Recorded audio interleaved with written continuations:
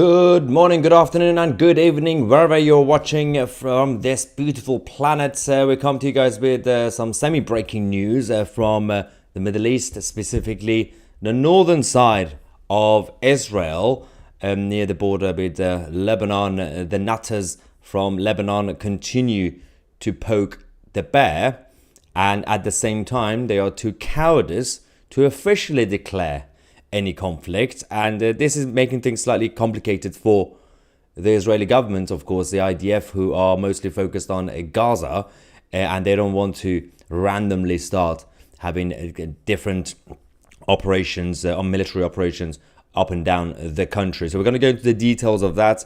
We have some footage that have been given to us by one of our sources on the ground in Israel and the northern side of Israel. Ian, thank you so much, Ian, for giving us that information. I'm going to go through the things that we know so far. Hello to everybody in the live chat. We'll get your reaction as usual. So first things first. Okay, first things first, I actually need to apologize. We didn't update the screen in the previous live stream. I actually said the Sunday instead of Monday.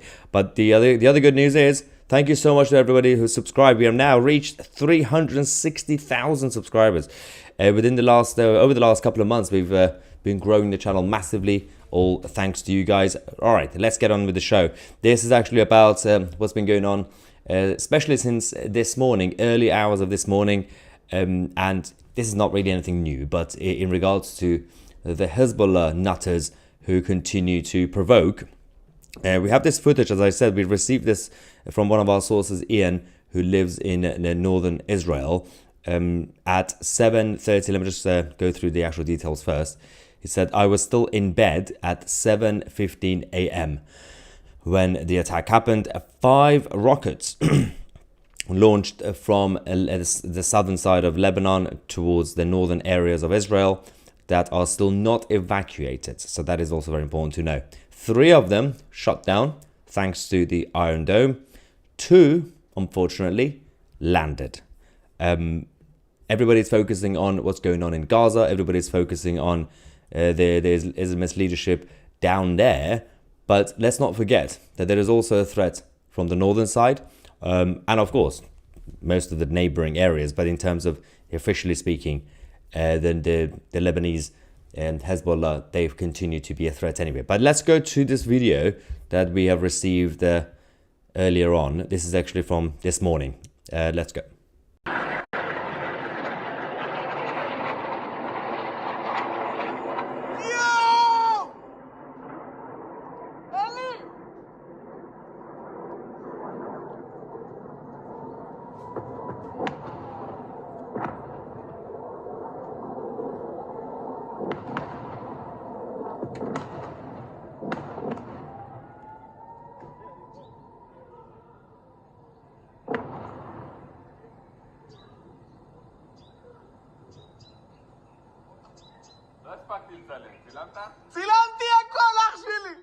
So most of the stuff you just saw was actually the Iron Dome fighting back. As we said, of the 5 rockets that were launched from the Hezbollah side, 3 of them were shot down by the Iron Dome, but unfortunately 2 of them did land on the field in the northern parts of Israel. Now, the reaction so far from the IDF is kind of interesting because, as I said, they don't want to basically diversify their portfolio when it comes to these military operations. They have so much to focus on when it comes to Gaza because the situation in Gaza is very specific. Even though it's a small area, they are dealing with a bunch of people who are hiding among civilians.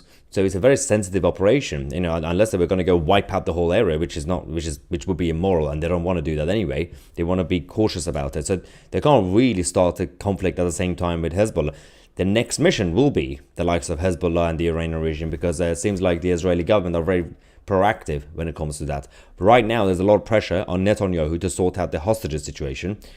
But the Hamas side are also basically, I'm going to go to them as well. They have new demands. But if you focus on what's going on with the Lebanese side and Hezbollah, the chief of staff of IDF has now said that direct conflict with the Lebanese side is not really the first solution. It's not their priority. They don't want to randomly just start targeting all the enemies and rivals that they have.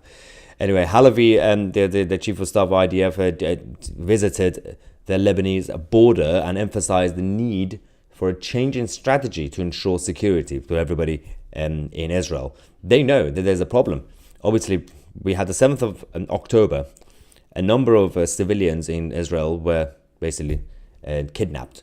And if they declare anything directly when it comes to Hezbollah, then the civilians in northern side of Israel could get targeted as well. And that's just going to put more political pressure on the Israeli government. Anyway, Halavi said we must return to a different situation and return to both security and a feeling of security, focusing on obviously military actions against Hezbollah.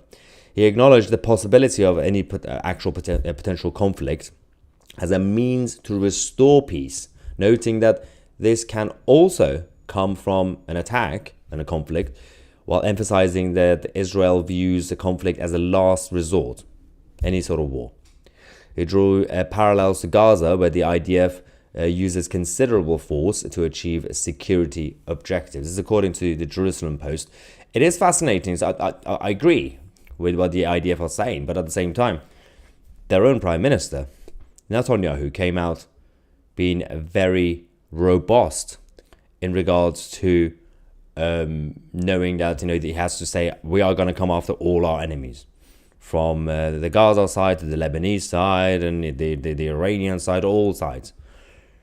But right now, the diplomatic line coming from the chief of staff of IDF, Halavi, is that he doesn't want to keep repeating what Netanyahu is saying, and that's probably the smart thing to do, because the best thing to do is focus on the operation in Gaza, and then once that's sorted, if that's sorted, then say, is the Lebanese side still threatening the security of Jewish people and Israeli people? If that's the case, then focus on that operation. You can't really multitask. And then also, you have a problem with the Western liberal media and those globalist institutions and the United Nations who are waiting for more excuses to blame everything on the Jews. So don't really give them any excuses at this point.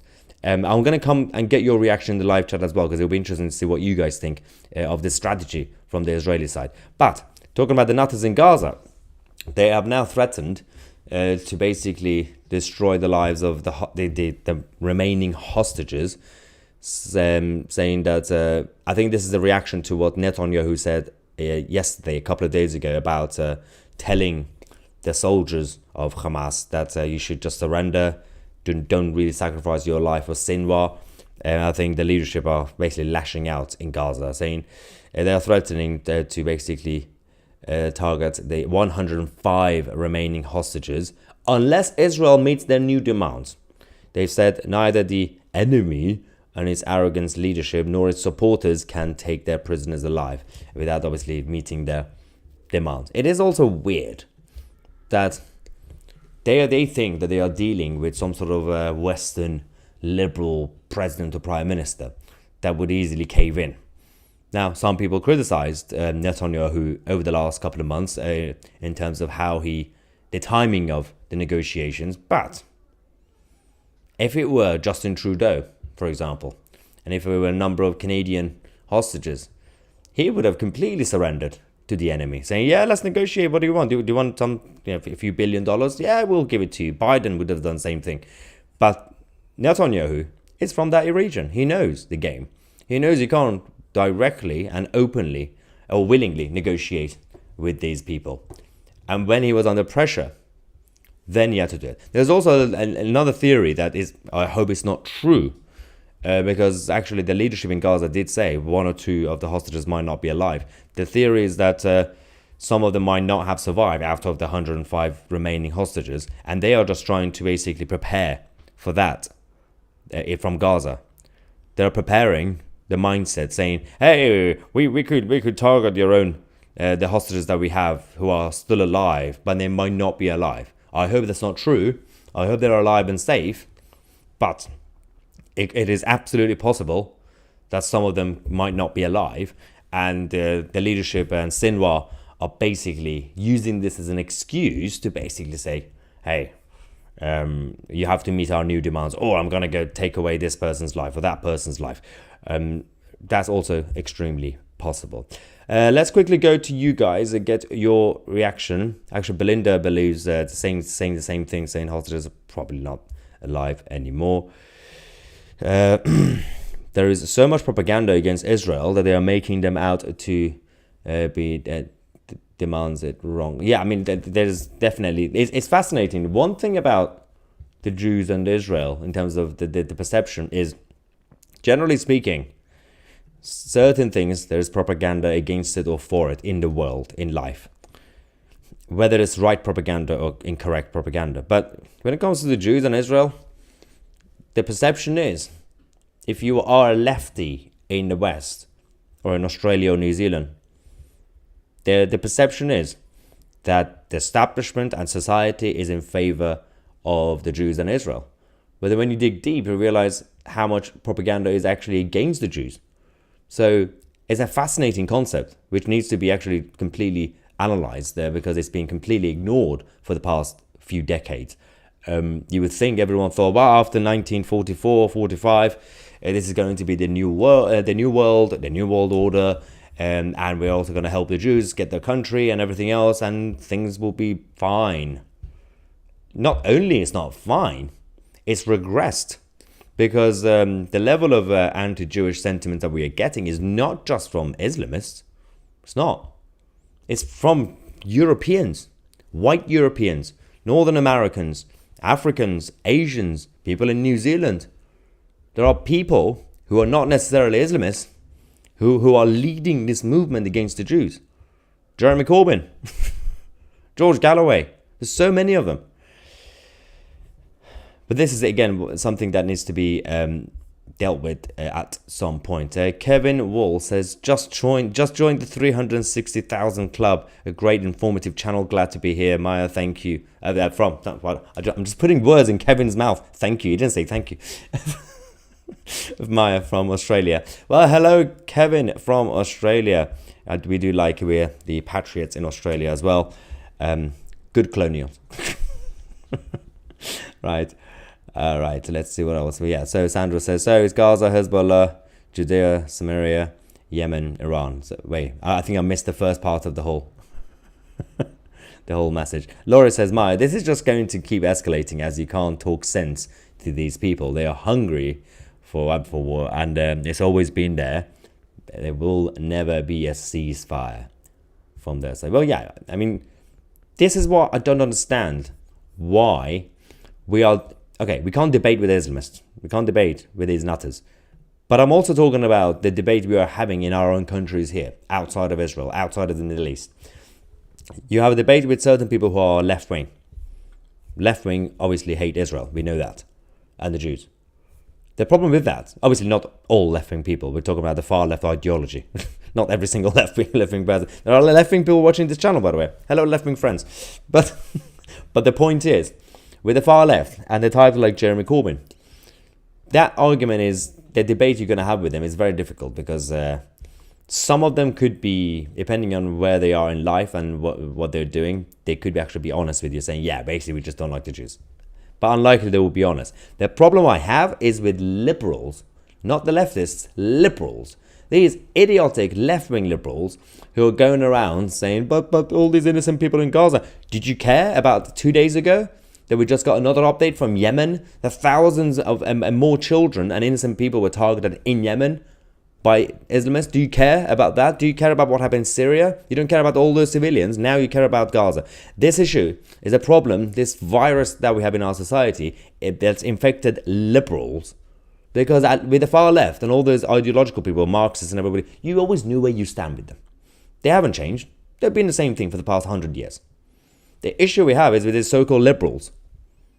They are the ones who are basically making things even more difficult to have a political discourse, to have actually some sort of solution, have some sort of harmony. The same political liberal side who they're promoting free movement and open borders and more migration, and now the same liberals, who some of them happen to be Jewish in London, in Paris, in New York, now they're getting targeted by Islamists and the far left. And now they are shocked, saying, I don't feel safe living in London. I don't feel safe living in Birmingham. What is happening? You allowed it to happen. You were very tolerant when you were welcoming everybody from different backgrounds and different cultures without vetting it. You were so politically correct. It was a classic self-hating, anti-Western sentiment saying, well, we have a duty, moral duty to help people from all around the world. Now they are targeting you, your home, your family, your Jewish shops, all these places. So all these liberals, from the liberal Christians and liberal Jews and liberal atheists and everybody else, who are now shocked at the level of anti-Semitism they're getting on our streets. When are you going to answer for what you've been promoting? Because you're still doing it. They're still doing it. Now, some of you might not have been watching this idiotic reality show, I'm a Celebrity, Get Me Out of Here, that Nigel Farage was a contestant on for the past few weeks. That was a perfect example. Reality show, you got a lot of people, fake celebrities and some real celebrities going in there. You got a lot of people in society who watch this sort of nonsense, they vote and everything else. You got this Nella Rose person who is a YouTuber, no one knows who she is, and she had a massive meltdown, had a big fight with Nigel Farage, calling him a racist. Now, she's not even political, but these are the exact people I'm talking about. When I say liberals, I'm talking about the consensus in society, in cities. Young professionals, middle classes, educated, good jobs, good careers. Some might be politically aware, some might not be, but they call themselves liberals. If they're still going out there, on the one hand, being shocked that we are having problems on our streets because of multiculturalism, and they're surprised how it happened, they still don't know they did it. On the other hand, they're still going out there calling Nigel Farage, Maya Tusi, or Douglas Murray a racist. Because we are still trying to wake them up, saying don't fall for the left-wing narrative. The moment the liberals surrendered to leftism, it's a general term, leftism obviously, we're talking about the general Marxism, soft Marxism, socialism, communism, which was always the opponent to liberalism. Somehow the liberals over the last few decades, the liberalism that we have, modern liberalism, has been infiltrated by socialists. And some of them are still relatively liberal, but they're globalist liberals, obviously. So they like the European Union, all that nonsense. But they don't like socialism. They don't like Jeremy Corbyn. And some of them might be Jewish as well, or Christian. And now they're like, oh, London is not safe. This level of anti-Semitism, just shut the F up. It's a complete nonsense right now. These are the people who are stopping any progress that we could have politically, democratically in our countries. If tomorrow the Conservative Party in this country becomes conservative again, and you have a conservative leader leading a conservative manifesto, these people, the so-called moderates, who should be voting for it, they are the ones who will allow a Labour government to come into power. Let's not even talk about the Tory party. A new conservative party, a new conservative movement or a leader with a great programme, great manifesto. These so-called moderate liberals, who are pro-free market, they're all globalists and all this nonsense, right? They are the ones who are going to allow a Labour government to come in. Because they say, oh, well, this right-wing leader seems a little bit politically incorrect. Well, I don't care. I don't care about your feelings. Everything has to be about feelings these days, apparently. I don't even care if you're offended because Maya Tusi or Douglas Murray or Konstantin Kissing said something controversial. Even if it's truthful or even if it's not truthful, even if what I'm saying is an opinion, it's just an opinion. Even if it's rude, that doesn't mean anything. It doesn't change your life. You could listen to it, you could just ignore it, but it doesn't change anything in your life. Right. Let's go back to the live chat. Ronald Wood said, the far left have been very anti-Israel for a very long time, mate. Well, yeah, exactly. I mean, that's what we were saying. That at least with the far left, you always knew where you stood. They always hated the Jews, but also, obviously, the Christians and everything else. Because that was the whole point of Marx. He was frustrated. He was also frustrated with the English working classes, saying, I don't think we like those guys because they don't like to be told what to do.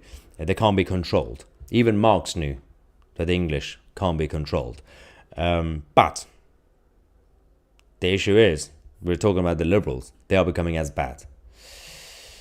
Stanley says, could you interview Douglas Murray? That would be fantastic. Actually, I completely forgot about this. I was talking to Douglas. Well, firstly, I'm technically supposed to be going back to Israel to meet Douglas, but we were supposed to actually do an interview a few weeks ago, but we both got busy. So I'm gonna have to catch up with Douglas Murray at some point. Either if I go back to the Middle East to cover the conflict, or if I just stay here and he's there remotely, or I might wait for him to come back to London.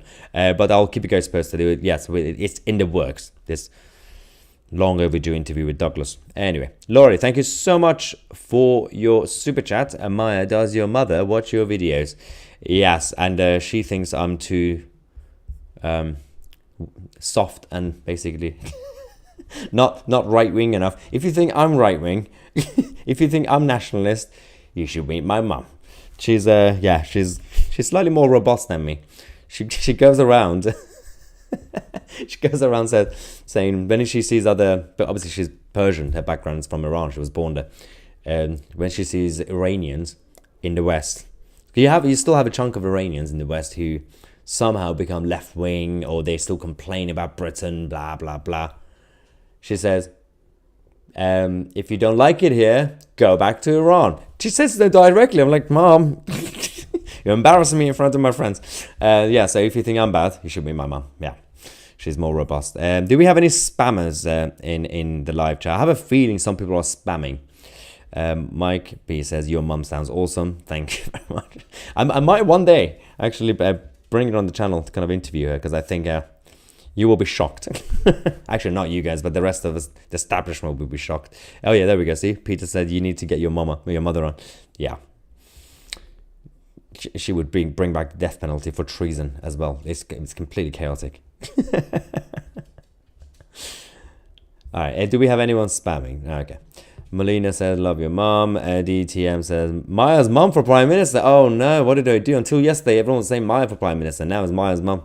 Also, imagine if some people just click on the live stream now, just watch the video now, from now. They will be so confused. Everything's so out of context. Why are we talking about Maya's mom? Right. Let's see. A French boat was attacked by military drones coming from Islamist of Yemen because the boat was approaching Israel. So they've actually, this is the other thing that happened, by the way. The problem we have is they blocked that part. So they are forcing every vessel, including Israeli vessels, to go around the continent of Africa. But that's their motive. That's the intention, obviously. But if you're going to talk about any upcoming conflict, direct conflict, it's not necessarily just about Lebanon that we were talking about today. It's actually about Yemen. As we said yesterday, Netanyahu has already sent a warning to Sleepy Joe in the White House, saying, if you don't deal with the Houthis and all these idiots that you helped create by creating instability in the region, we're gonna have to go and deal with them in Yemen.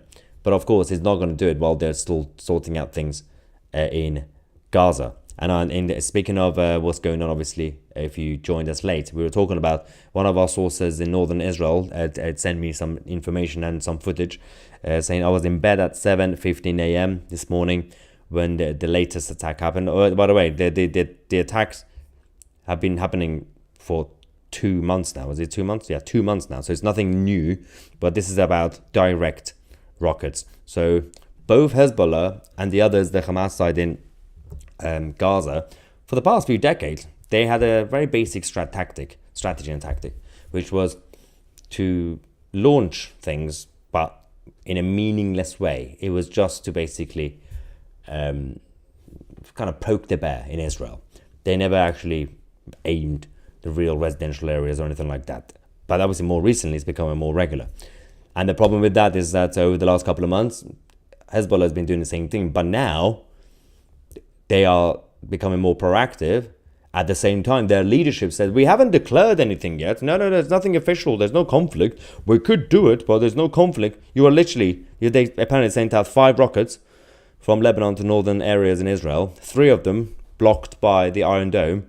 And 2 of them did land on the field in the northern parts. Let's go back to it.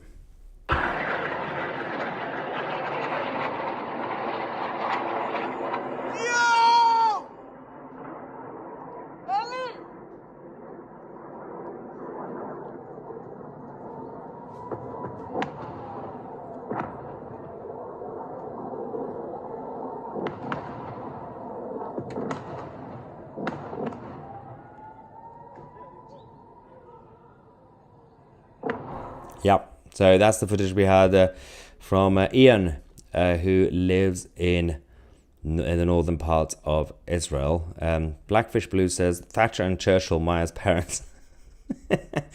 One very skinny and one very fat. Yeah. Your mum sounds amazing, and I bet she's a great cook.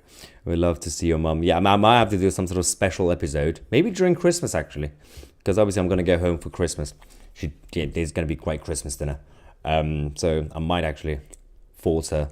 I might get her drunk accidentally, secretly get her drunk, and then bring her on the channel for Christmas Eve or something. We'll do a special episode live. Ian says that if the West deals with Iran one time, the problems will go away. Exactly. But the issue with this is that you can't really trust the West to do it. You cannot trust the Western globalists to do it anymore.